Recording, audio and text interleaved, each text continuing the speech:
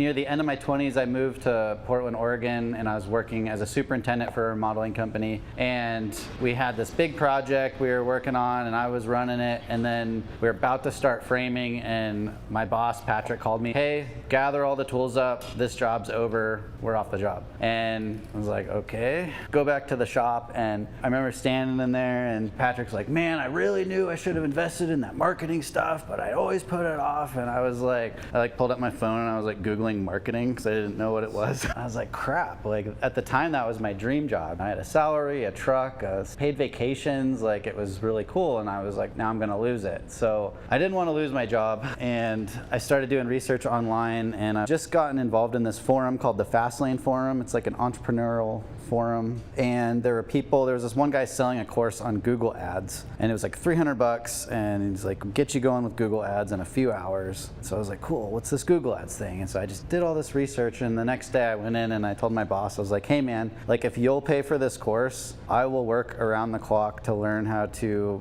do this Google Ads thing and get us customers. And he was like, absolutely, let's do it. So I got the course and I took it and got his credit card and put it into the Google AdWords, and spent way too much money generating leads, but got some leads, and the leads started coming in. I was like, now what am I supposed to do? And he's like, we got to sell them now. And so I did some Googling, and how do you sell stuff? You got to have a sales binder. So I made a little sales binder. I printed out pictures of our past work and an example of our estimate and just all this stuff, and started going to homes and talking to people, and eventually made a sale. And then I was back on the job. And this particular job was a water damage job, and there was one bathroom in the whole place. So every day I'd have to go in, I'd have to pull up the toilet, work all day, and then reset the toilet. And I was doing that for the 4th or 5th day in a row, and this toilet was gross. I wasn't smart enough to bring Lysol and clean the toilet before I dealt with it. So I'm like dealing with this nasty toilet, and I just had this moment where I'm like, you know what? I'm way more valuable doing what I was doing before than I am with my head in this toilet. And